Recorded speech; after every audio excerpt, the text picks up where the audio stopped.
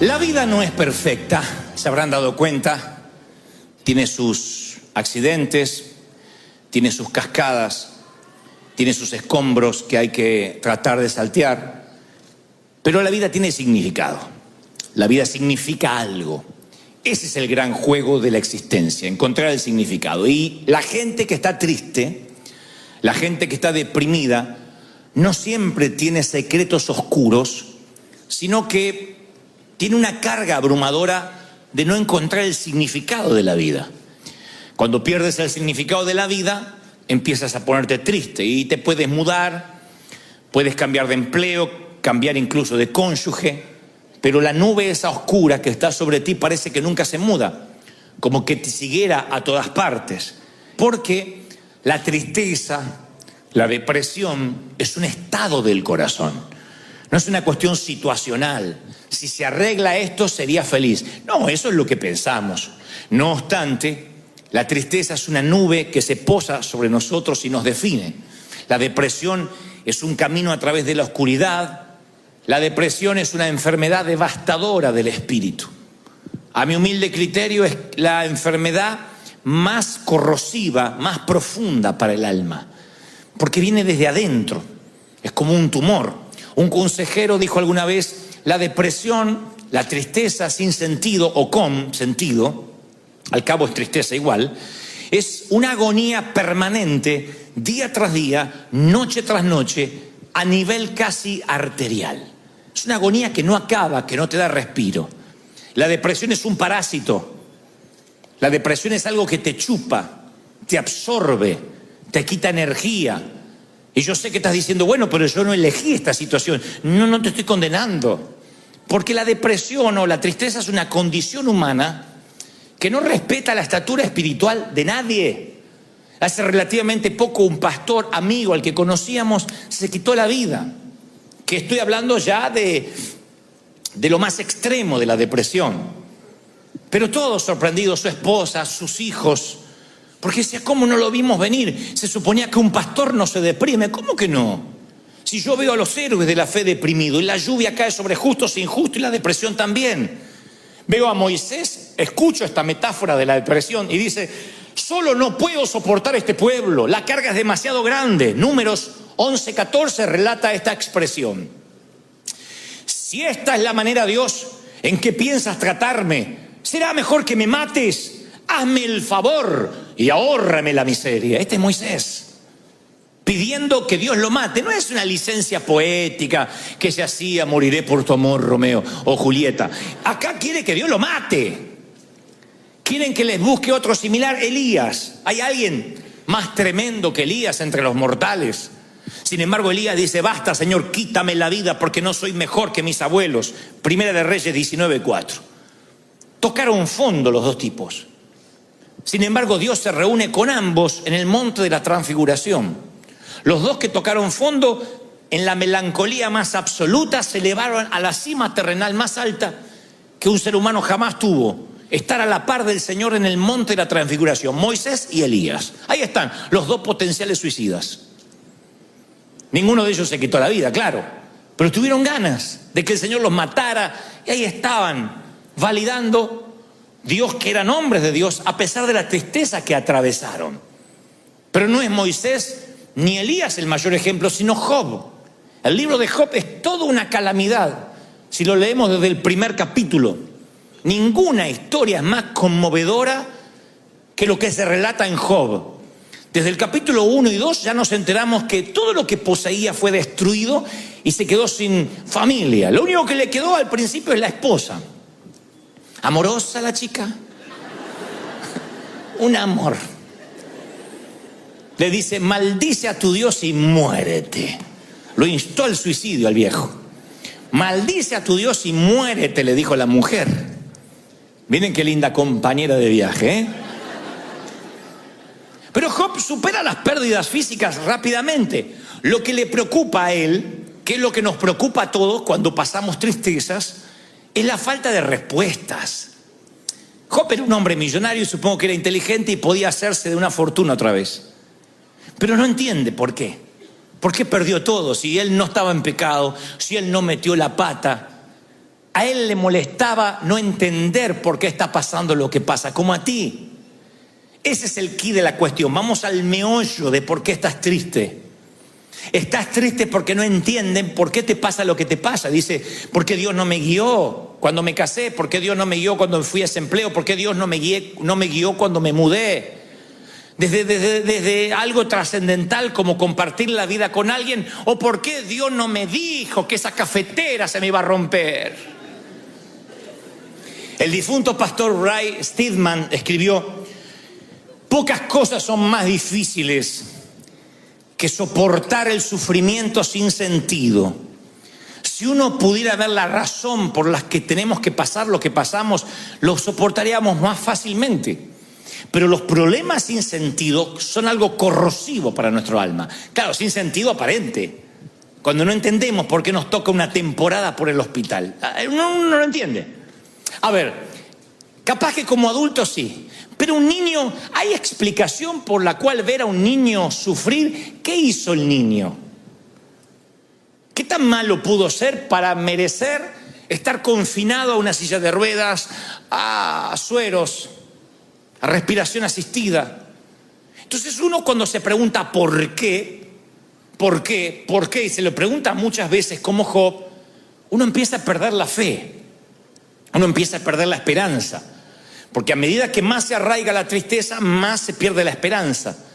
Y sin el ancla de la fe, sin el ancla de la esperanza, es muy difícil revertir la situación.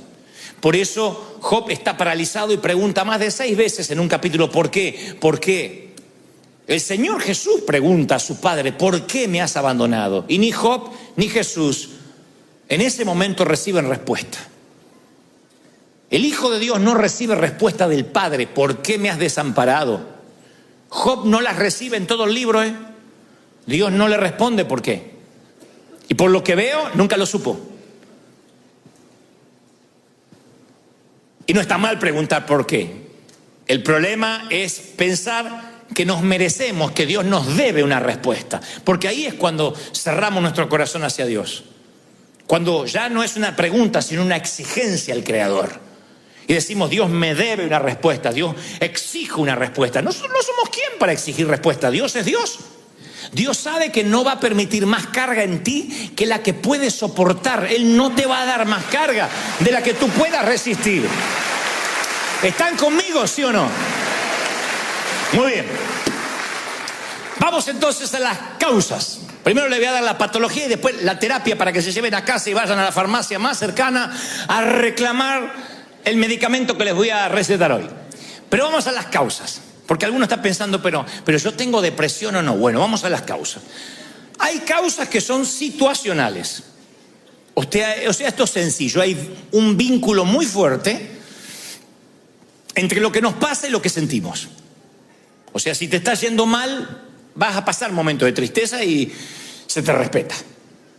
Si ves que el saldo del banco es muy inferior a las cuentas que tienes sobre la mesa, no vas a celebrar. No voy a pretender: sonríe, sonríe, ¡ja, ja! Te llevan preso, aleluya.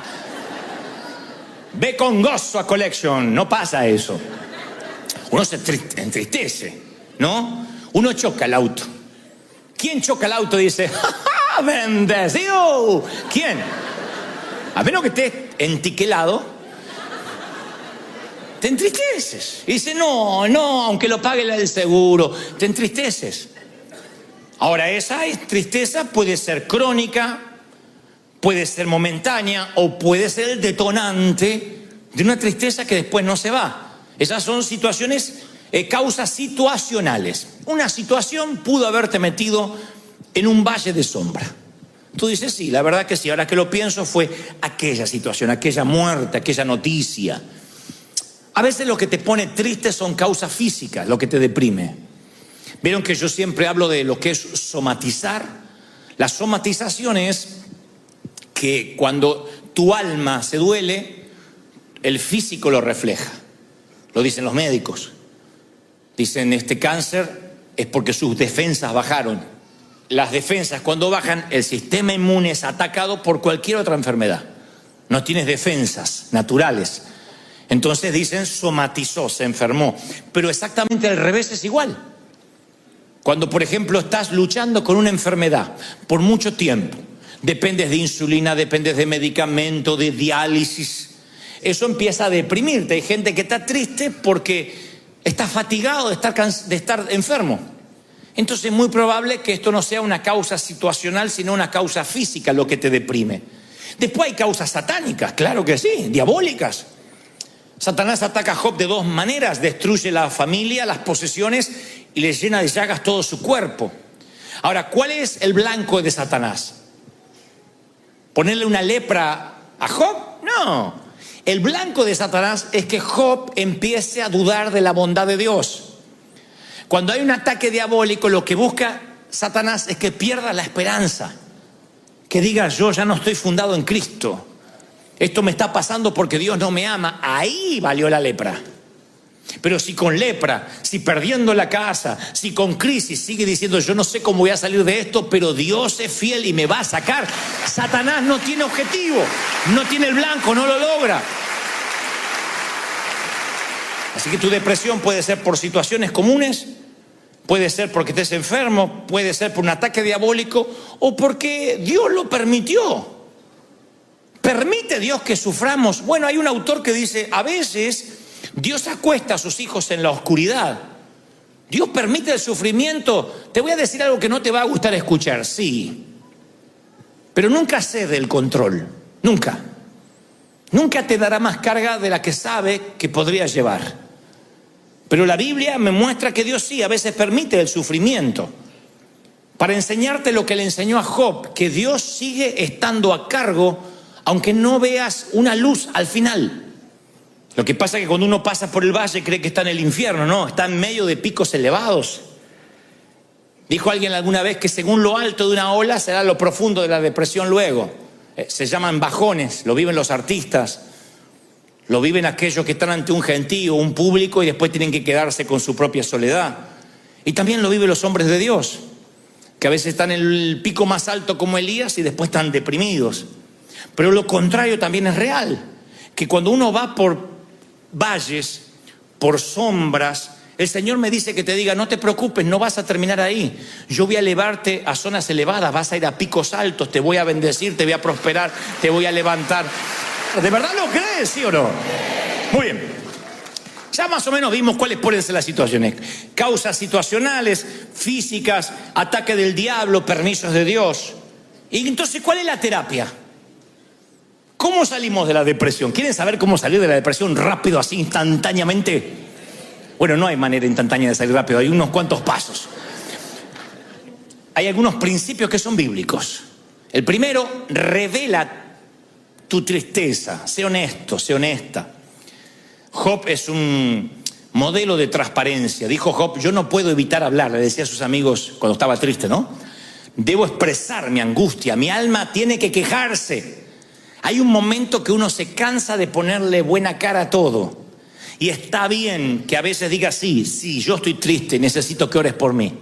Este es un hospital del alma, no tienes que fingir. Puedes decir: estoy mal, me siento triste, ora por mí. La tristeza es parte de una de las 28 temporadas de Salomón.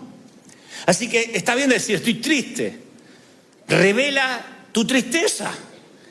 Hay gente que dice: no, a mí me va todo por dentro. Te tragas eso y cuando esa amargura que no sale se queda dentro. ¿Y qué hace? Una implosión. ¿Y saben lo que es una implosión? Es un edificio que se viene abajo hasta las bases. Una explosión sobrevives de una explosión, pero de una implosión no. Entonces no te tragues. Tienes una iglesia, tienes pastores, tienes gente amiga, dile: estoy triste, orá por mí, porque a veces no le encuentro sentido, me siento que no valgo para Dios. Entonces, primer paso, los que están anotando la receta: habla, jetón, habla. Jetón dije. Segundo, resiste tu depresión. ¿Qué es resistir? No es confesar positivamente: no tengo.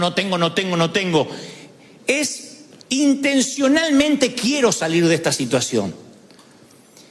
el paralítico que está junto al estanque de Betesda, Jesús le dice, ¿quieres ser sano? No es una pregunta retórica. Jesús quería saber si de verdad el tipo quería ser sano o le encantaba ser paralítico. A ustedes dicen, ¿y a quién le encanta ser paralítico? Y hay gente que le encanta la autocomiseración. Hay gente que le encanta que le den. Hay gente muy necesitada en las luces de los semáforos pidiendo. Pero hay otros que le quitas el cartelito de cartón y los mandas a trabajar y se les acabó el negocio. Porque les encanta que le den, ganan más dándole que yendo a trabajar. Y hay gente que disfruta la tristeza.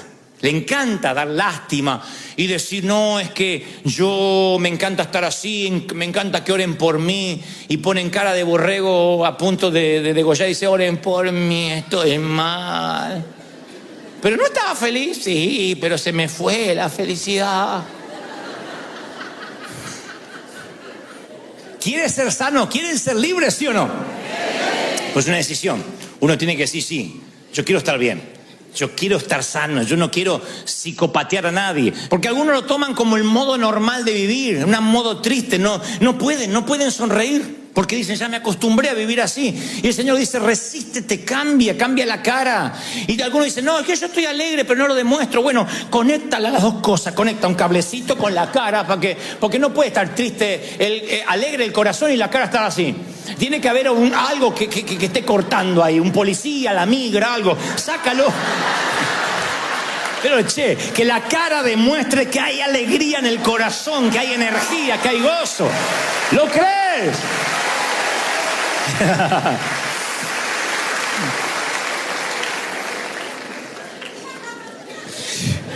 Haz lo opuesto a la depresión. El doctor psiquiatra, el famoso Karl Menninger, dijo, quien está triste, yo le recomiendo que cierre su casa con llave, vaya al otro lado de la ciudad, busque a alguien necesitado y haga algo por esa persona. Eso te quita la tristeza. No te retires, no bajes los brazos, no te acurruques como un ovillito en la cama. No te hagas un ovillo. Dile, no, yo tengo que salir a trabajar. No dejes que el cómo te sientas controle tu estado de ánimo. Nunca dejes que la manera que te sientes te controle. Porque cuando pones al volante de tu automóvil tu emoción, la manera en que te sientas, eso va a dirigir tu vida. Yo no puedo permitir que las emociones manejen mi estado de ánimo. ¿Por qué? Porque soy el piloto de un avión. Imagínense que estás en el avión y sube el piloto. Ahí está. Me peleé con la bruja, mi mujer, no sé cómo voy a manejar hoy, Te baja rápido, dice tu abuela, que yo dependo de este. Yo decía que el piloto esté bien.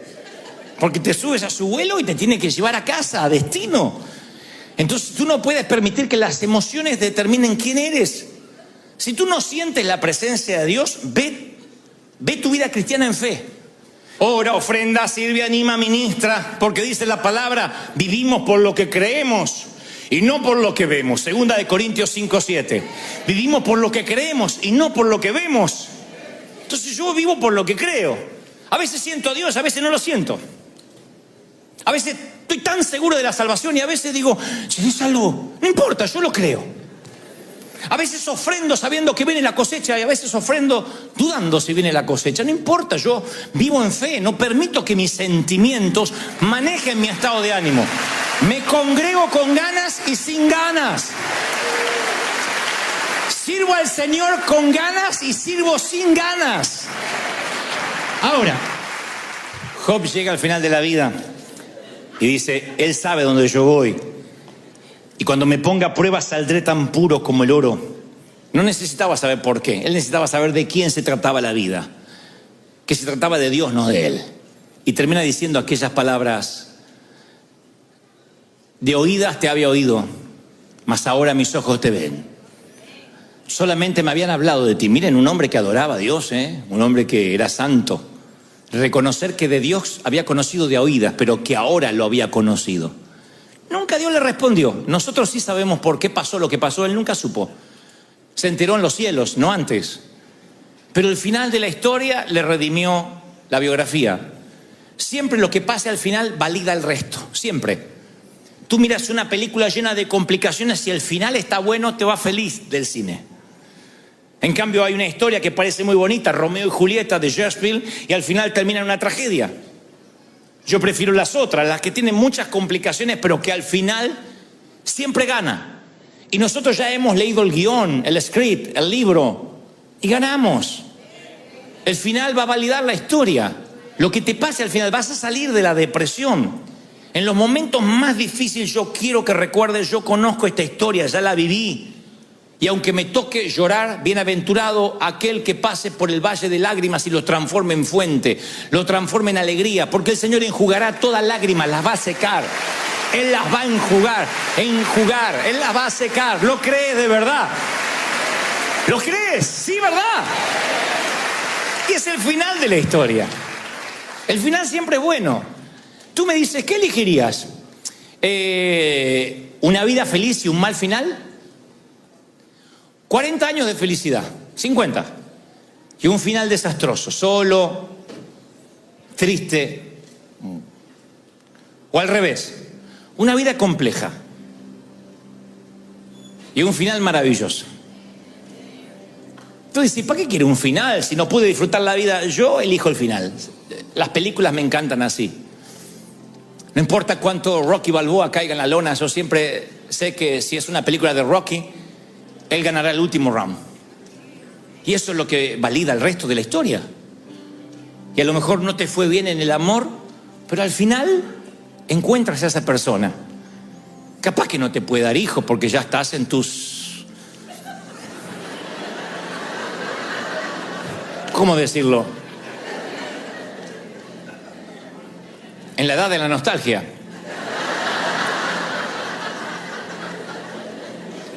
Pero valdrá la pena. Lo valdrá.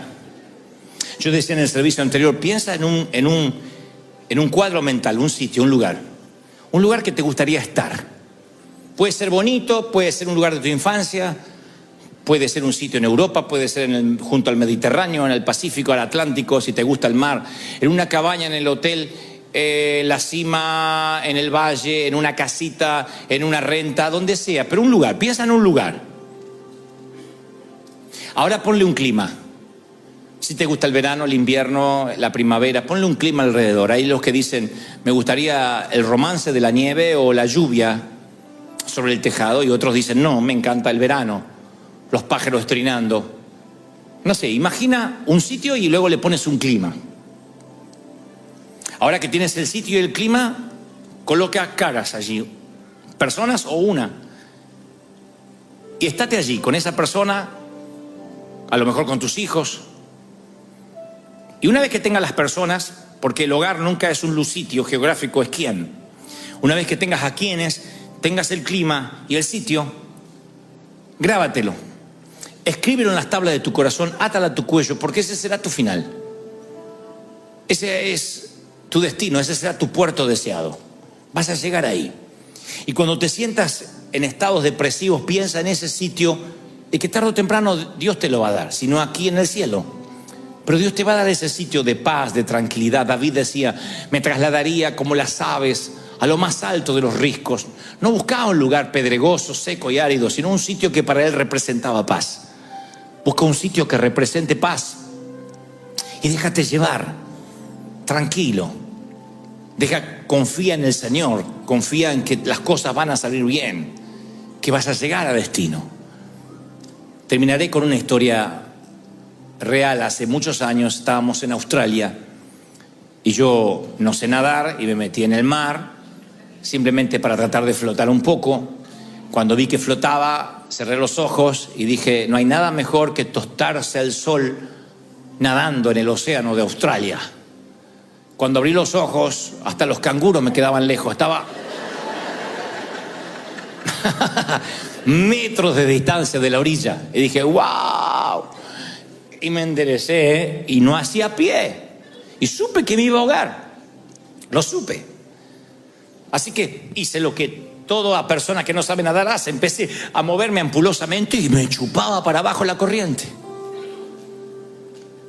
Lo conté en el primer servicio y pusieron la misma cara que ustedes. Y estoy acá, obviamente que... Estuve 3 días muerto, alabado sea Dios.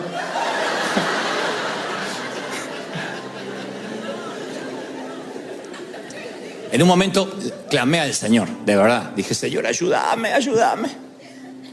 Y la respuesta fue sencilla, pero básicamente me ayudó para el resto de mi vida. Quieto. Yo sentí el Espíritu Santo diciéndome, quieto, relájate. Y fue lo que hice, no podía hacer nada. Si me iba a ahogar, no iba a ahogarme braceando o haciendo esfuerzo, desgastando mi energía. Así que me quedé quieto. Y la marea, poco a poco, me fue llevando de vuelta a la costa hasta que volví a hacer pie. No olvidaré nunca más esa sensación. La marea simplemente me fue llevando, fue maravilloso. Me llevó hacia la arena. En vez de hundirme, la marea me llevó a casa. Todo se trata de confiar y esperar. Cuando estés triste, descansa en el Señor. Confía de que el final de la historia va a estar bien. Descansa y tu espíritu llegará a casa. Porque, damas y caballeros, todas las mareas del mundo conducen a Él. Todos los dolores, todos los hospitales, los panteones, los divorcios, las enfermedades, las infidelidades, las traiciones, el dolor, las metástasis, todo conduce a Dios. Todos los caminos conducen a Dios. Nada más que braceamos y peleamos.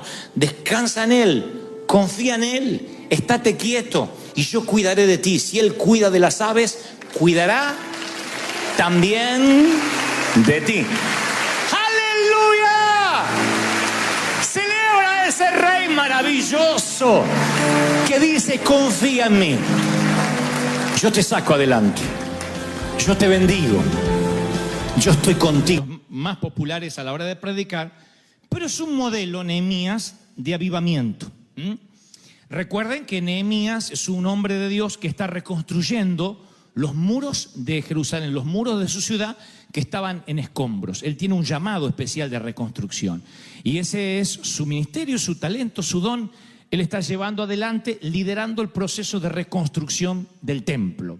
Y en un momento el Señor les ordena a todos que se alegren, que haya un espíritu de gozo. Esto lo está diciendo Dios. El Señor lo dijo hace años y nos lo dice hoy, puesto que por eso están las Escrituras. Dice, id y comer grosuras, que es como decir, comer carne argentina. Comer buena carne. No, pues si no diría comer tacos. No dice pupusas. Dice grosuras. O sea, buena carne. Y beber vino dulce. Acá puede ser que sea un vino rosado, un Cabernet Sauvignon, no sé. Y enviar porciones a los que no tienen nada para comer. Porque día santo es a nuestro Señor. No se pongan tristes, porque el gozo del Señor es vuestra fuerza, es tu energía. Fíjense que el Señor da la fuente de energía. Y te dice cuál es. Te dice que la fuente de energía es el gozo. Es lo que te mantiene enérgico, te mantiene joven, te mantiene vital. Dice, los levitas hacían callar a todo el pueblo, diciendo, callad porque es día santo. Y el Señor decía, no, alégrense. Y todo el pueblo se fue a comer y a beber y a obsequiar porciones, repartiendo comida. Y a gozar de grande alegría, porque habían entendido la palabra que les habían enseñado. Yo leía esto ayer y decía, Señor, ¿qué es lo que me quieres decir? Aparte de la carne argentina que Dios siempre nos habla, ¿no? Y el Señor me decía, nota las órdenes que yo di a mi pueblo. Una de ellas es comer, beber, alegraos, darle al que no tiene de comer. Los levitas decían, no, quédense callados, porque no hagan mucho alboroto, no hagan bulla, porque Dios es un Dios santo. Y Dios dice, no, yo quiero que hagan algarabía, que beban, que coman, que disfruten, que celebren, que le den porciones a los que no tienen con grande alegría, porque eso hace un pueblo que entienden la palabra que les fue enseñada. Luego, la Biblia narra que había otro gozo en el pueblo, y era el pueblo que celebraba alrededor del becerro de oro. Y el Señor dice, hay que conocer, hay que tener discernimiento para saber la diferencia entre el verdadero gozo y el regocijo carnal, porque Moisés desciende del monte de estar con el Señor y dice que veía un pueblo que gritaba, había alaridos fuertes, no era voz de alarido de débiles, dice la palabra en Éxodo 32:18, sino voz de cantar oigo yo. Y Moisés dice, estarán celebrando al Señor, y cuando baja de la montaña, él ve el grito de la idolatría. ve un mover que no es genuino. Y la palabra dice que hay una diferencia entre el mover carnal, cuando uno está en derredor de un becerro de oro, y el mover del espíritu, cuando uno dice, no, yo entendí la palabra. Y tú dices, entonces, ¿cómo sé si mi alegría es genuina o mi alegría puede ser carnal, natural? Y este es el secreto. Yo quiero hablarles durante poquitos instantes lo que yo considero la felicidad de no tener nada. Es una felicidad típica, porque la felicidad siempre la relacionamos con que Dios nos bendiga, con que Dios nos dé, con que Dios nos provea. Pero hay una felicidad que uno obtiene no teniendo nada. Cuando pasas por la materia, por la estación de la vida, de alegrarte, de tener felicidad cuando no tienes nada, ese es el método para saber si tu felicidad es genuina y proviene de Dios o no. ¿Están siguiendo hasta ahí, sí o no? Cuando Dios decide que entren a la tierra prometida, a Dios le viene un conflicto, no un conflicto, pero le viene un debate, supongo, celestial. Dice, si los bendigo y les doy la tierra que les prometí, que fluye leche y miel, lo más probable es que este pueblo olvide de donde yo lo saqué. Ustedes dirán, bueno, es que Israel era un pueblo cabezón, era un pueblo duro, necio. No, así somos los seres humanos. Tan pronto Dios nos sana, tan pronto Dios nos bendice, la alegría con el correr de los días se nos empieza a ir. Porque solo alguien que olió la muerte tiene un gozo que después no se le va. Solo alguien que estuvo en las puertas del infierno en cuanto a enfermedad, en cuanto a un accidente, a una crisis, tiene un gozo extra que antes no tenía. Y ya no se preocupa por bobadas, no se preocupa por tonterías, porque realmente sabe lo que importa en la vida. ¿Soy claro o no? Entonces, Dios dice, si yo le doy a Israel lo que les prometo todo el tiempo, lo más probable es que se olviden de dónde yo lo saqué, que pierdan ese gozo y que tengan nada más que un gozo carnal. Si hay leche, si hay miel, si hay vino, si hay carne argentina, celebramos. El día que no hay, no celebramos. Y entonces Dios tiene un método. Dice, esto es lo que van a hacer. Oigan, dice en Nehemías, por eso decía que Nehemías es un modelo de avivamiento. Presten mucha atención porque esto es magnífico. Dice, al día siguiente se reunieron las cabezas de las familias y Esdras, el escriba, para entender la palabra, la palabra de la ley. Y hallaron escrito, al leer, al predicar, que Jehová le había dicho a Moisés hace muchos años y que ya no se estaba haciendo, una costumbre que se había quedado arcaica, que ya no se hacía. Dice que Dios había mandado a Moisés que los hijos de Israel habitaran por 7 días en tabernáculos, en tiendas. Y dice la Biblia en Nehemías 8:17, y hubo una alegría muy grande. Dios le dijo, salgan de sus hipotecas, de sus apartamentos, salgan de sus casas, vengan a vivir 7 días en las tiendas, no para siempre, eran 7 días. Durante 7 días van a tener que vivir en las tiendas, como vivían sus abuelos o sus papás en el desierto. 7 días vayan a vivir a la terraza. En otras palabras, si hoy lo hiciéramos, diríamos a nuestros hijos, a ver, para no olvidarnos de dónde venimos, de los países pobres donde la mayoría venimos, los inmigrantes, para no olvidarnos lo que sufrieron nuestros padres, hijos, desconexión total de lo electrónico por 7 días. Sin celular, sin iPad, sin tablet, sin televisión, sin Netflix, nada. 7 días desconectado, sal de la recámara. ¿Y dónde voy a dormir? En ese colchón, en el terrado, en ese colchón, bajo la tienda, bajo las ramas. 7 días, de un lunes hasta el próximo domingo. Era una orden de Dios. Y te vas a alegrar mucho de no tener nada, porque dice, y hubo gran alegría. 7 días viviendo únicamente conectado con el Señor. Saliendo de la enramada, mirando el cielo y diciendo, todo lo que tenemos somos advenedizos, como dijo David. Somos extranjeros, somos mayordomo, no tenemos nada. Yo viví esa experiencia muchas veces en mi vida de encontrarme sin nada. Era un muchacho petulante, agrandado como todo argentino que no fue redimido con la sangre de Cristo. Era el gerente más joven de una compañía y me sentía el dueño del mundo, el tapón del océano, la última Coca-Cola del desierto. Y un día, ¡pac!, me despiden, me acusan injustamente y yo sentí que me quedé bajo una enramada, que no tenía nada, que mi futuro, que todo lo que yo tenía planificado se desmoronó. En muchas ocasiones me sentí así, donde dije, Señor, ¿y ahora qué? Y siempre pensé que cuando a uno le pasan esas cosas que te arruinan, se te arruina el crédito, que te cierran la cuenta bancaria, que te dicen que tienes que abandonar tu casa, siempre pensé que esas son las pruebas y las luchas, la cual merece que estés triste. ¿Cómo no voy a estar triste si estoy por perder mi casa, decimos? ¿Y cómo que celebre? ¿De dónde voy a tener fuerza para celebrar si me dijeron que tengo cáncer? ¿Dónde voy a sacar fuerza para alegrarme si me quedé sin nada? Como decían los abuelos de antes, una mano atrás y una adelante. Nada. ¿Cómo voy a alegrarme si estoy viviendo en una habitación prestada, en un garage, en el estudio de alguien más y tengo que compartir el baño? No me digan que celebre. Sin embargo, el Señor dice, y te alegrarás por no tener nada, por vivir en posadas.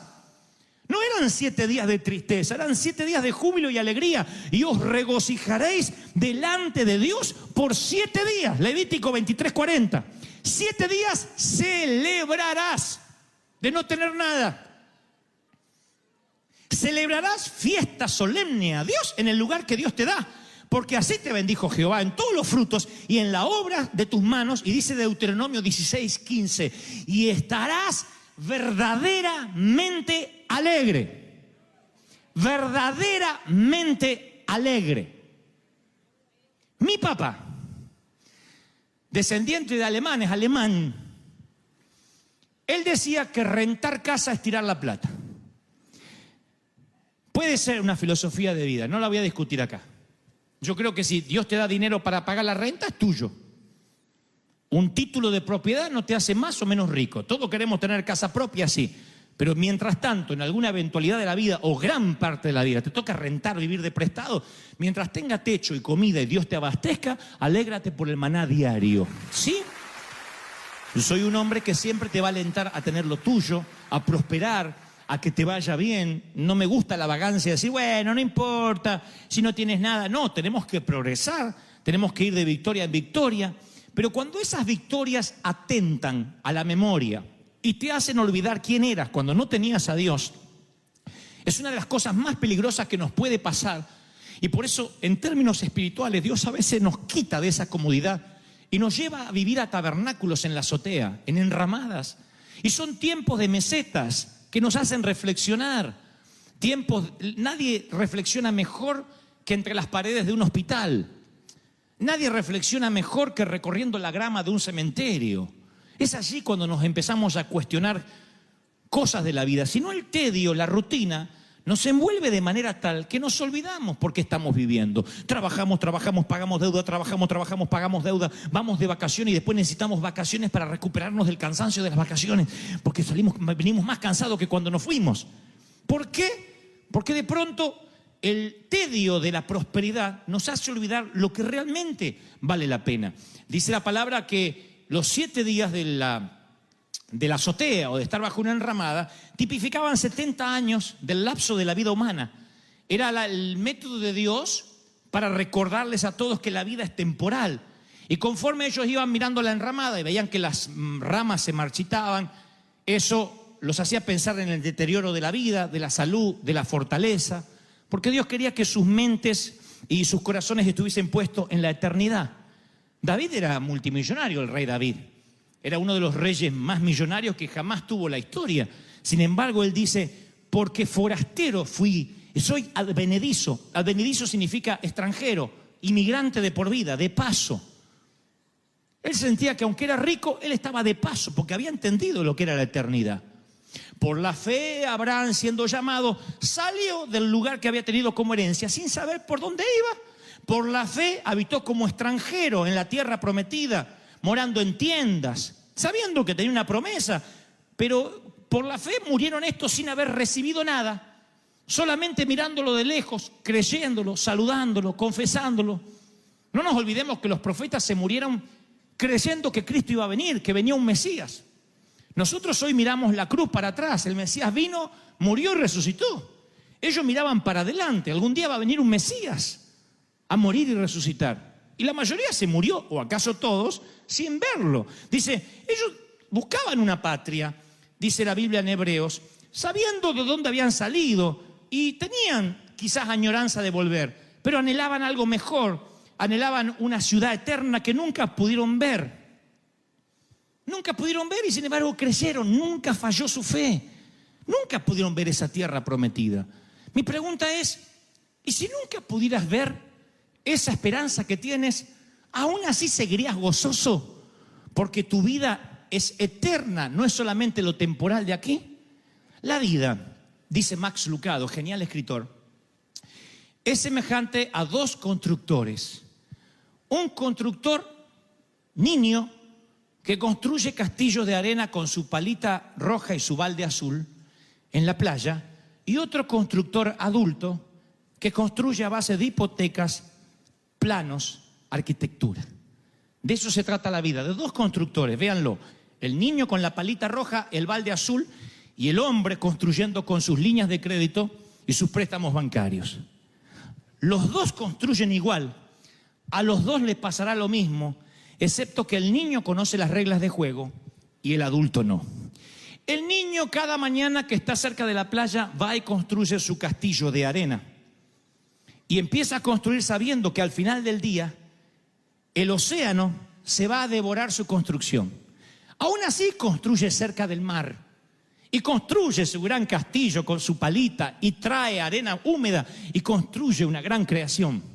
Su padre le dice, niño, el océano se llevará todo, promediando la media tarde. Aún así el niño sigue construyendo. Y cada hora que va pasando, el océano rompe su ola más cerca que la anterior. El gran quebrantador hace... y le va alertando al niño que se llevará su construcción a lo profundo del océano. Así que el niño, cuando termina de construir, lo que hace es alejarse y esperar que el océano haga... y destruya las primeras torres. El niño suele celebrar.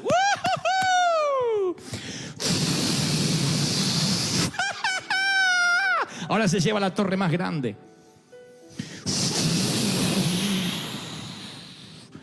Finalmente el gran océano se lleva todo lo que al niño le tardó 5 o 6 horas, toda una mañana. ¿Qué hace el niño?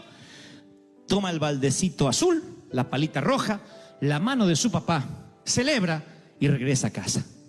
¿Qué hace el adulto? Construye casas, hipotecas, compra autos.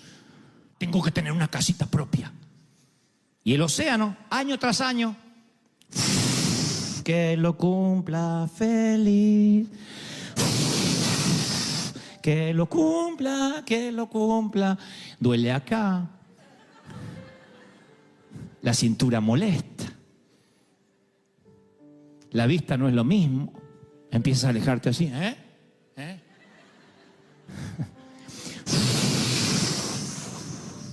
La vejez nunca llega sin avisar. La vejez es digna. Avisa año tras año y te dice, el océano se llevará todo lo que estás construyendo. Y eso no es para deprimirte. Eso es para saber que nada te pertenece. ¿Qué hace el adulto cuando finalmente el océano hace? Señor, tiene cáncer. Queda con puñados de arena mojada, maldiciendo el océano. ¿Por qué? Porque no sabía la regla de juego. Porque como el niño debiste haber aprendido que el océano se llevará todo lo que construyas. Eso es la vida. ¿Qué es la vida? Como neblina que aparece por la mañana y se disipa por la tarde. Eso es la vida, la hierba que crece y luego desaparece. Esto yo lo hablo en los funerales, porque hay un montón de gente que me mira como diciendo, ¿por qué a mí? ¿Por qué a él? ¿Por qué a nosotros? Habiendo tanta gente, ¿por qué hoy estamos en un funeral? Y yo les explico, nunca nadie te dijo que serías eterno en esta tierra. Desde que naces es un camino hacia la tumba. Entonces, si nos hacemos torpes, insisto, y nos olvidamos lo que tenemos, que es la vida, que es el día a día, ¿qué hace el Señor para que nuestra memoria no sea tan frágil? Dice, de tanto en tanto vas a vivir en la azotea 7 días. Tal vez no sean 7 días, tal vez llevas 3 meses endeudado. Tal vez lleves 1 año que no puedes salir de ese pozo. Tal vez lleve 2 años. Y a veces decimos, Satanás me está atacando. ¿No será que Dios permite algunas cosas para refrescarte la memoria? Y no te olvides que su orden es, y cuando no tengas nada, alégrate, pero regocíjate en serio, porque yo soy el Dios que te proveyó. Te provee y te va a proveer. Alguien tiene que decir amén. Y si Dios te mandara a vivir en chozas por 7 días, por 2 meses, porque Él sabe el peligro que se encuentran sus hijos cuando son siempre bendecidos. Él sabe que si nos consiente mucho, nos seducimos por el mundo y nos olvidamos de dónde Dios nos sacó.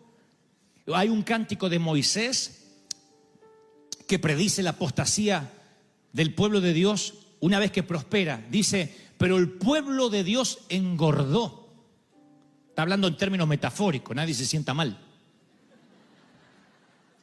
Y tiró patadas, coces, y se volvió incontrolable.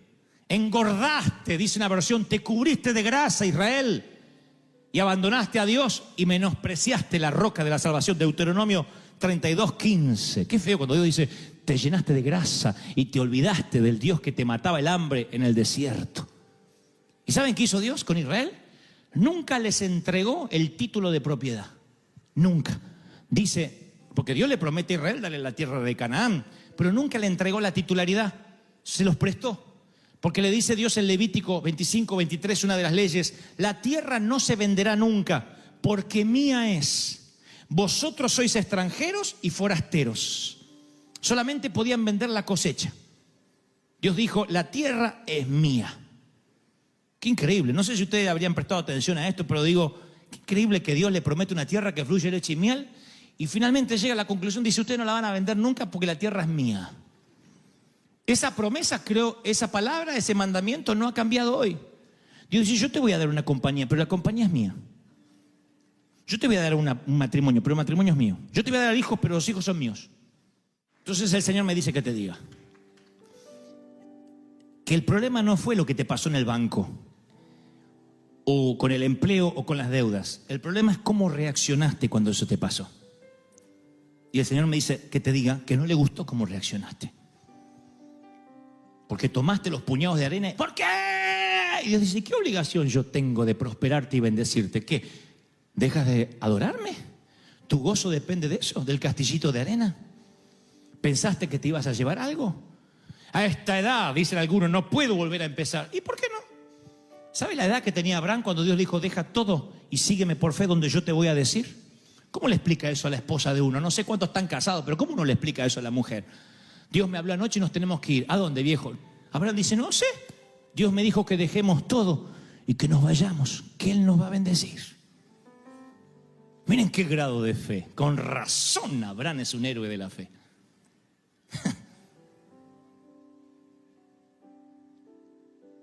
El problema no es la enfermedad, el problema es cómo reaccionaste a la enfermedad. La tristeza que te agarró. Dios dice, ¿no confiabas en mí? Sí, pero yo estaba sano, Señor.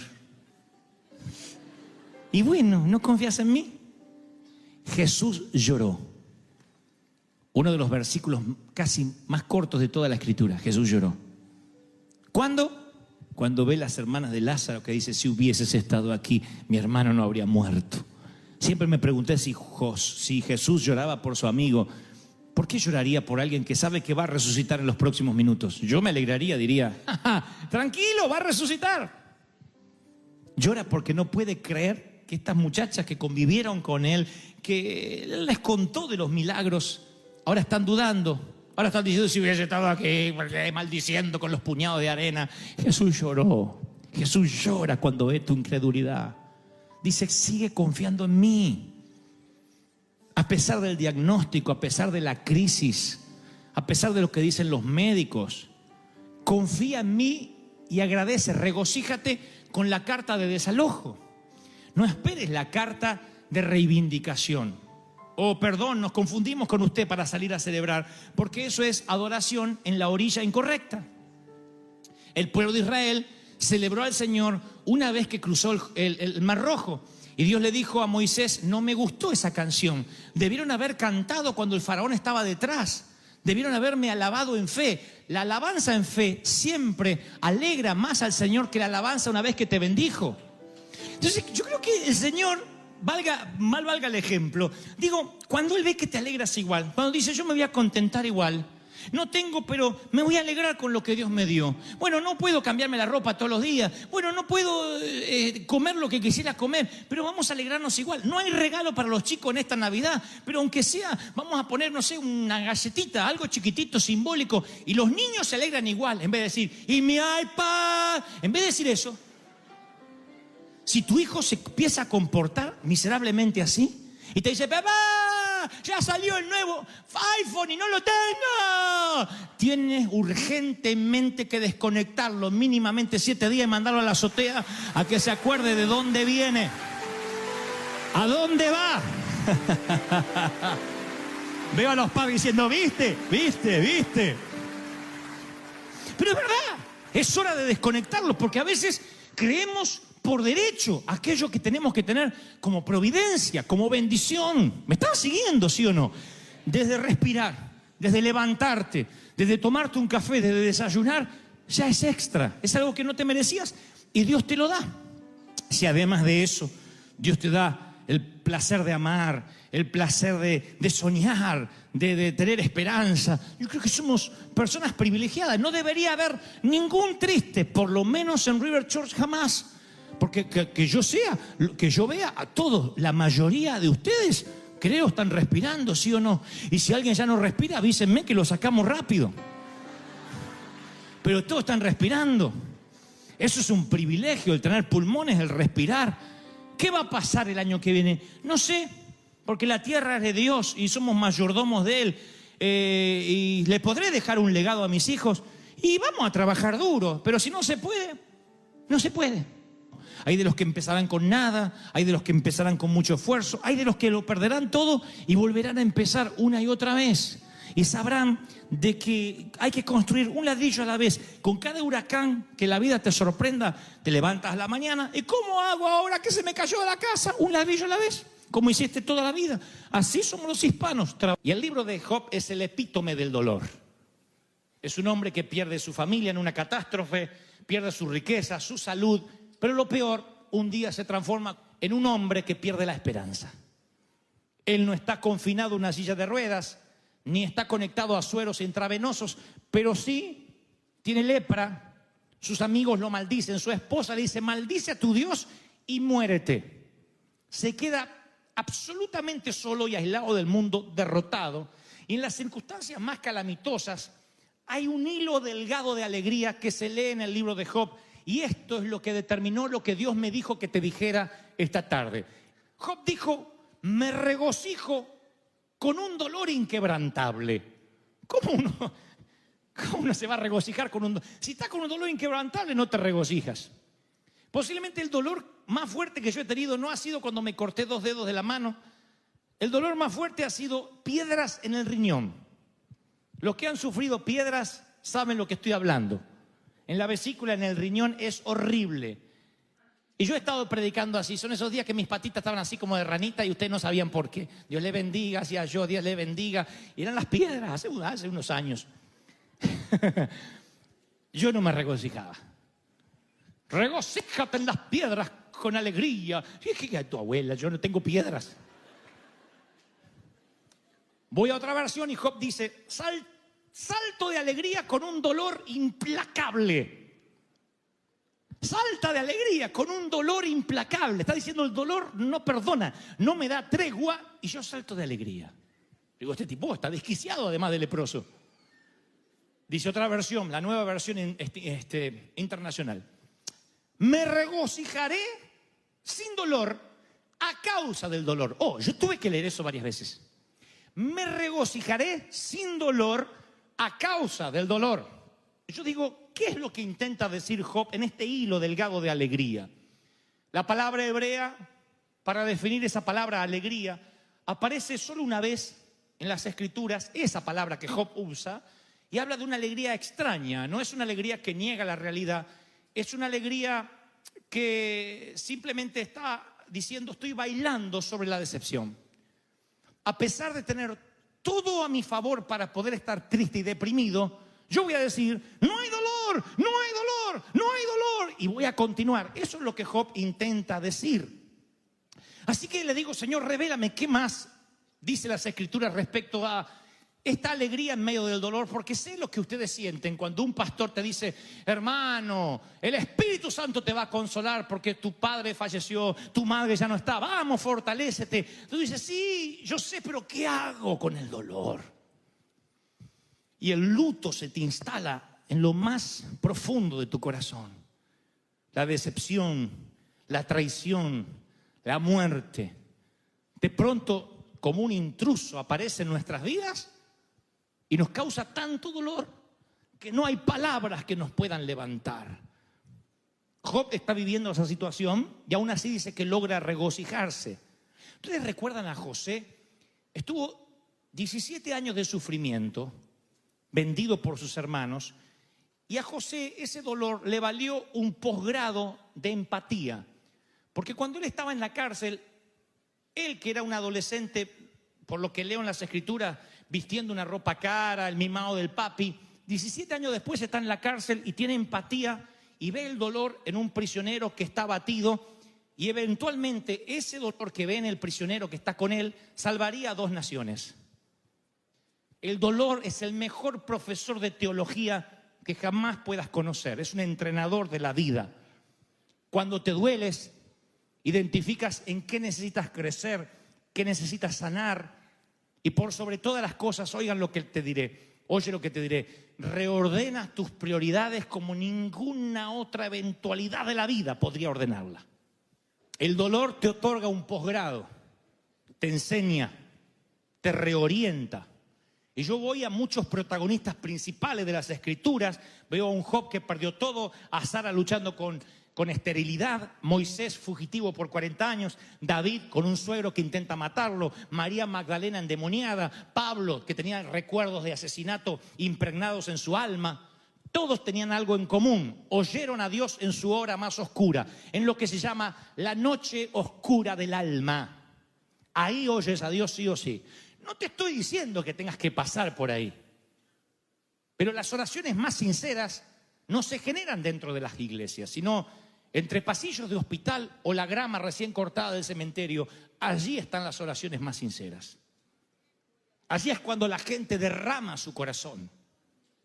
No está preguntando cómo devorar, cómo está mi vida. Clamas, no, Señor, ayúdame. Yo he visto gente enorgullecerse de ser atea, clamar a Dios con desesperación en los pasillos fríos de un hospital, ante un diagnóstico, ante una noche oscura. Entonces, yo cuando veo, insisto, a los personajes bíblicos pasando sus horas oscuras, me pregunto por qué transitaron, por qué pasaron por allí. Y me doy cuenta que había una lección que Dios estaba tratando de enseñarle. Y el mismo Dios que le da lecciones a Jonás, estando en el vientre del infierno o en el vientre de un pez, es el mismo Dios que a lo mejor quiere hablarnos y no sabe cómo llamar nuestra atención. Porque tú puedes ignorar una puerta abierta, ignorar un sueño, ignorar la prédica del pastor, ignorar lo que Dios te está diciendo, susurrando, pero no puedes ignorar el dolor, ¿verdad? No lo puedes ignorar. Tú no puedes ignorar un dolor en los huesos, un dolor en el vientre, un estómago inflamado, dolores en los huesos. Tú no puedes ignorar la fiebre, no la puedes ignorar. Está allí y dices, ¡ay! Hasta me afecta el carácter. Y Dios usará todos los métodos posibles. No digo que Él generará el dolor, pero sí lo utilizará para llamar nuestra atención. Dios quizás tenga que sacarte de un comportamiento adictivo, tenga que sacarte de una situación adversa. Hay gente que está en una relación abusiva y no puede salir de esa relación abusiva con un marido golpeador si no pasa por el dolor. No digo que la tengan que golpear, digo el dolor del alma. Si no pasa por el dolor y tiene un confrontamiento con la parte más oscura de lo que está viviendo, a lo mejor no sale más de una relación viciosa. Otros, a lo mejor, si no hubiese sido por el dolor, no estarían aquí, en los Estados Unidos de América. El dolor le hizo a algunos cruzar las fronteras.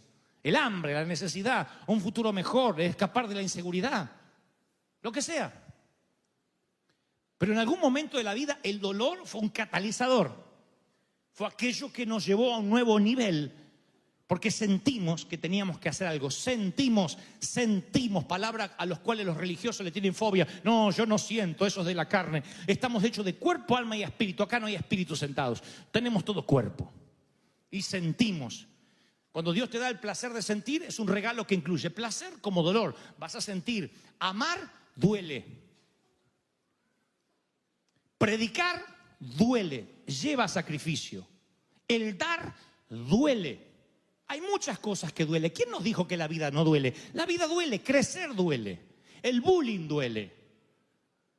Yo muchas veces he dicho, Señor, hazme de un carácter más fuerte, haz que pueda soportar. ¿Qué hace Dios? Manda más gente que me ataque, para que me haga fuerte.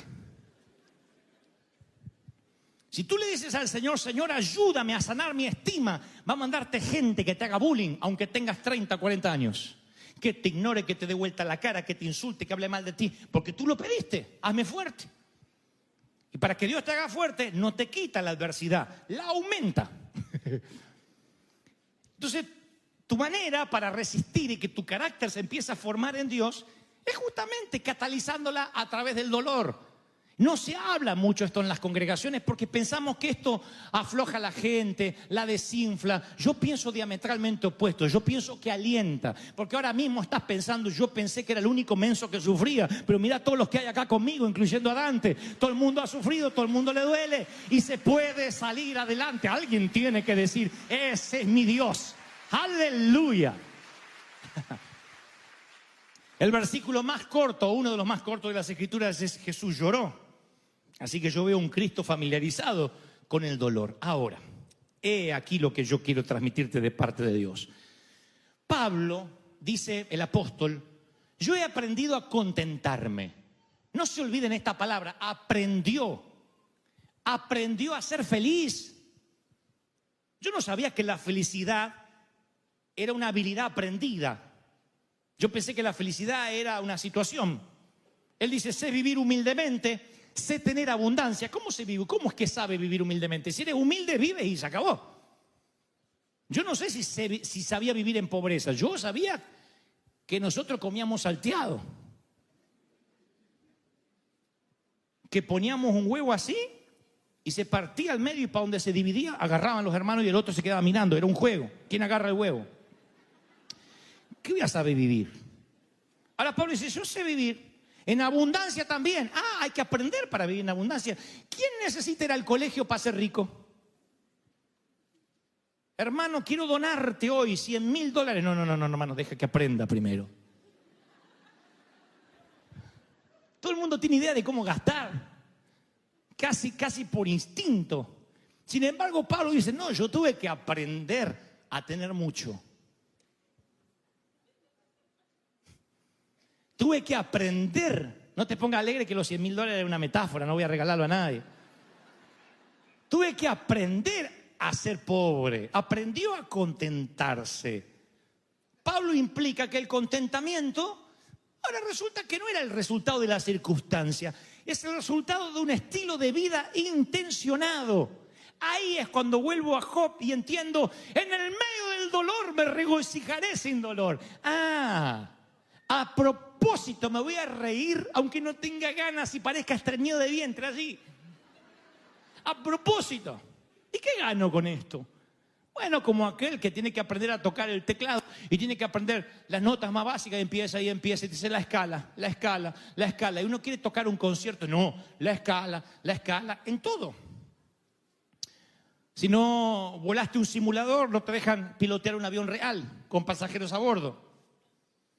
Entonces yo creo que cuando uno dice yo voy a ser feliz de manera intencionada, es una manera de decir, Señor, aunque no entienda el dolor y lo que es más profundo, aunque el dolor no se me haya ido, yo voy a estar alegre. Regocíjate, oh hija de Sión, aquella que todavía no dio a luz. Le está diciendo a una mujer estéril, empieza a celebrar Porque vas a extender las estacas de tu tienda de los hijos que te voy a dar. Ahora, claro, uno lo lee completo y dice, pero qué lindo, ¿cómo no voy a celebrar? Pero todavía no pasó nada, a lo mejor ni marido tiene la pobre condenada. A lo mejor está sola, no tiene ni se enamoró y Dios le dice, celebra por los hijos que vas a tener. Y ella dice, pero mándame un marido, aunque sea. Pero le dice, celebra, es una, como digo siempre, una orden al mundo de las emociones. Celebra, sonríe. Porque si vienes a adorar a Dios y tu estado anímico depende de cómo te está yendo, no es adoración a Dios, es una adoración ególatra. Depende de cómo te va, adoras, y entonces no es una adoración genuina. Dios dice, tú me vas a adorar por lo que yo soy. No dejes que tus imperfecciones opaquen la perfección de Dios por la que deberíamos adorar. Tú tienes y yo tengo que adorar a Dios aunque me vaya mal.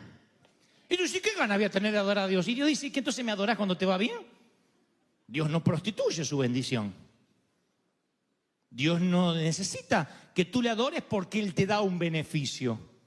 Dios dice, tú vas a adorarme por lo que yo soy. Así estés leproso o seas millonario, tengas un montón de hijos o seas estéril, pases por valle de sombra o de muerte, o estés viviendo en un palacete de manera aristocrática, aún así tú me vas a adorar por lo que yo soy, no por lo que te doy. Esa es la adoración pura. Y esa adoración pura se descubre en el dolor, en la escasez, en lo que te falta. ¿Estoy siendo claro en lo que Dios está hablando, sí o no? Ahora, entonces, insisto con esta idea. ¿Qué es el contentamiento? No es ausencia de dolor. Porque vivimos en un mundo imperfecto, con gente imperfecta como tú y como yo. Amén, dijo una imperfecta. Gloria a Dios. Algunos dicen, yo. Sí, están los imperfectos, los perfectos y los hipócritas. Pero todos están en el mismo sitio. Y en un mundo tan imperfecto, con gente como tú o como yo, tú tienes que entender que el dolor no edifica el carácter. Los problemas, es mentira, este dolor te va a edificar el carácter. No, los problemas y el dolor revelan el carácter. ¿Han escuchado la frase, era una buena persona pero ganó tanta plata y ahora cambió? Mentira, siempre fue mala persona, lo que pasa es que no tenía plata para mostrarlo. ¿O no? No cambia la esencia, nunca. Entonces los problemas y el dolor, ¿qué hacen? Edifican el carácter. ¿Cómo te va a edificar el dolor? A mí las piedras en el riñón no me edificó nada. ¿Qué hicieron las piedras en mí? Revelaron mi carácter. Me enseñaron a seguir predicando, a no correrme del lugar, a no decir, bueno, me tomo unas vacaciones, falto, a honrar el compromiso que hice con el Señor. Entonces reveló mi carácter. También reveló otras partes de mí. Sacó cosas de mí muy oscuras que yo no sabía que estaban ahí. Me revolcaba así por la alfombra y me dolía. Me acuerdo que Liliana iba manejando y se decía, ¡para! Iba manejando, agarraba una piedrita y ¡ay, Señor! Y yo, decía, Señor, llévame, no quiero vivir. Hasta que llegaba a la iglesia, a la catedral, y ahí tenía que predicar. Mi carácter fue expuesto por el dolor. Uno descubre quién es cuando pasa por valle de sombra y de muerte. Tú tienes que decidir qué hacer con esos descubrimientos. Puedes reaccionar con ira, con desaliento, con negación, y no vas a poder reconstruir nada. O dices, wow, mira todo lo que Dios tiene que hacer conmigo. Hace unos años atrás, varios, yo venía manejando y me había propuesto usar el recorrido que yo tenía desde Buenos Aires hasta casa, hasta el lugar donde trabajaba, que era un seminario bíblico, que era largo, me agarraba unos trancones en el tránsito, escuchar prédicas, y si no tenía ganas de escuchar mensajes, alabanza, adoración. Y un día se me cruza un camión así, y tenía esas piedritas que hacen de relleno, y una hace tin, tin, tin, tin, ping, y me parte el parabrisas. ¿Vieron Hulk cuando le sale así los músculos verdes? Salió un gusano de dentro mío. Empecé a perseguir al camionero, no sé para qué, como los perros que siguen las ruedas, después no saben qué hacer. Pero empecé a seguir al camionero. Y me para al lado y dije, ¡me rompí! Y me hace...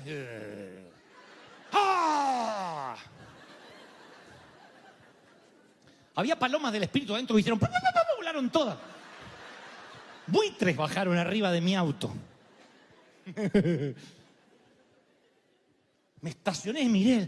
Digo, desgraciado, me partió el parabrisas, todo el parabrisas. Una piedrita.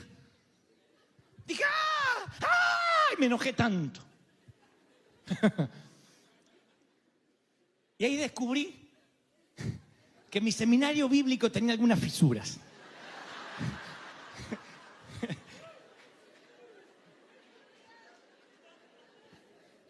¿Cuándo se revela el carácter? En situaciones extremas. No cuando todo va bien. Entonces uno tiene que aprender del dolor a ver quiénes somos nosotros en el dolor, cómo reaccionamos. Eso es lo que dice Pablo. Tuve que aprender a vivir en escasez, en abundancia. Pablo le escribiría luego a la iglesia de Tesalónica y le diría, den gracias por todo. Y uno dice, bueno, sí, yo doy gracias por todo. No, pues yo no di gracias por el camionero, yo lo quería matar. Digo, Señor, si yo lo mato, está bien, porque tocó el parabrisas de un siervo de Dios. ¿No? Bueno, es lo que yo pensé. Den gracias en todo porque la voluntad de Dios en Cristo Jesús es para todos ustedes. Pablo está diciendo, no le den gracias a Dios por los regalos perfectos, también por los regalos imperfectos que llegan sin invitación, por las piedras en los parabrisas, por las piedras en los riñones o las piedras donde te toque. ¿Recuerda los hijos imperfectos que tienes? Ay, mira todos los que tienen hijos perfectos, Dios mío. Bueno, yo recuerdo los hijos imperfectos que tenemos. Y a lo mejor ellos necesitan que le digas, sabes, estoy agradecido porque Dios te hizo así. Porque tu carácter repodrido hace que mi carácter sea expuesto y yo tenga que arreglar mi situación con Dios cada noche de mi vida. ¿Recuerdas el jefe imperfecto que te tocó? Tal vez ese jefe te está mostrando de que no tienes tanta paciencia como crees que tienes. Y si tú estás esperando el compañero perfecto, el jefe perfecto, los hijos perfectos, la vida perfecta, vas a sufrir una fiebre de descontento y frustración el resto de la vida. No hay gente perfecta, no hay iglesias perfectas, no hay pastores perfectos. ¿Sabían? Tampoco amén.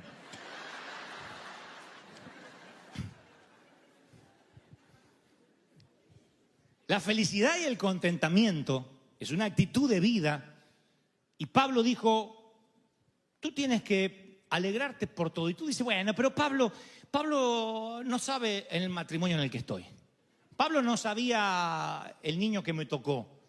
Pablo no sabe que yo paso por dolores crónicos. ¿Qué sabe Pablo de mi sufrimiento? Todo lo que Pablo escribió, posiblemente lo hizo entre cadenas. Eran los tiempos que él tenía de sosiego para decir, voy a escribir cartas porque no me queda otra cosa. Estoy preso y en cadenas. Pablo no era un aristócrata que se iba a una cabaña frente al océano a escribir un libro, ¿eh? Y Pablo dijo, no os afanéis porque el Señor dijo, no os afanéis diciendo qué comeremos, qué beberemos, qué vestiremos. Esto lo dice el Señor Jesucristo. Porque vuestro Padre sabe que tenéis necesidad de todas estas cosas. Busquen primeramente el reino de Dios y todo lo demás será añadido. Jesús dice, como Pablo, el contentamiento es el producto de una vida enfocada en Dios. Cuando te enfocas en Dios, tú puedes estar en cadenas, pasándola mal, pero tú dices, con lo mucho, con lo poco, yo voy a aprender a alegrarme. Pero si tu gozo está regulado por tu cuenta bancaria, eres tan pobre y tan miserable que lo único que podrás amasar es una fortuna. Serás tan pobre que lo único que tendrás es dinero. Si tu vida está regulada por lo que acumulas en el banco. Tiene que haber algo más que supere tus cuentas bancarias. Si tu gozo y tu alegría está por un sitio donde vives, por un lugar donde vacacionas, no sé, por dinero que tengas, insisto, por un yate que puedas amarrar a tu costa, entonces eres miserable. Porque algún día el yate no lo tendrás, el dinero se rumbrará, todo por la ley de entropía se arruinará y tú quedarás miserable, pobre, ciego y desnudo, como el Señor diría que estamos. ¿Aún así te vas a alegrar? Claro, porque tu alegría no depende de lo que tienes. Es más, hay gente que dice, yo soy feliz porque viajo liviano. Pablo diría que la buena carrera es despojarse del peso. Él dice, ningún corredor sale a correr con peso. Tú no sales a correr una maratón con tacos altos, con un bolso, con un paraguas, porque no puedes correr. Y él dice, despojándome de todo peso. ¿Qué significa? Que rico no es el que más tiene, sino el que menos necesita. Ese es el rico. Rico es el que dice, no hay para comer, no importa, vamos a comer taco a lo pobre. O burrito, o lo que sea, vamos a hacer unos tacos con queso. Listo. No hay queso. Bueno, vamos a comer tortillas sola. Vamos a imaginarle el sabor. Y es feliz. Y otro a lo mejor se pone mal porque no le pusieron los cubiertos que él quiere comer, porque la carne no está a punto, y vive amargado. Lo que trato de decir es que tu contentamiento tiene que estar por encima del dolor, y si pierdes ese contentamiento, entonces Dios hará que transites el dolor para que entiendas a los que sufren, para que llores, aunque seas Cristo, por el Lázaro que está dentro de la tumba, para que tengas dolor, para que te conmuevas. Los predicadores que hablamos de gracia, no es porque somos libertinos, no es porque somos pecadores. Lo que hablamos de gracia es porque hemos sufrido, porque entendemos tu dolor, porque sabemos que no es fácil, porque la vida cristiana no es un paseo por el parque, porque esto es una batalla diaria. Cuesta ser santo, ¿cómo no va a costar? Por eso tenemos la gracia de Dios para darnos una ducha de gracia todos los días. Cuesta tener un carácter agradable a Dios, ¿cómo no va a costar? La vida cuesta y estás en una iglesia donde te entendemos, donde te comprendemos, pero la gracia nos alcanza para hacernos santos. ¿Cuántos dicen, ese es mi Dios? ¡Aleluya! Y si te diera yo hoy de parte de Dios una orden al centro de las emociones y te dijera, alégrate a pesar de la suegra, alégrate a pesar de la enfermedad, ¿podrías ordenarle al mundo de las emociones que tienes que alegrarte esta tarde? Bueno, empiecen con la cara, ¿eh? A ver, yo podría, claro que podría. Che, tengas dientes o no, no importa. Ordénale a las emociones, tengo que sonreír. Entonces cambia la actitud. Ahora fíjense qué sabio que es Dios. Porque cuando uno ordena al mundo de las emociones a sonreír a pesar de la crisis, libera endorfinas, dopamina, sube las defensas. El doctor Patch Adams descubrió eso en enfermos terminales. La payasoterapia fue inventada por el doctor Patch Adams, llevado genialmente al cine a través de la interpretación de Robin Williams. Él descubrió, Patch, que cuando un enfermo terminal se reía, el cáncer que podía terminar con él en cuestión de días, a veces hacía que perdurara años o que en el mejor de los casos desapareciera. Los médicos se sorprendían. El estado de ánimo levantaba de manera tal las defensas de la persona que los dolores se iban. El dolor de hueso desaparecía, dejaba de somatizar. Por eso Dios dice, alégrate primero y yo te voy a bendecir. Empieza a hacer algo por ti mismo. A lo mejor la depresión, la bulia, el dolor tiene que ver con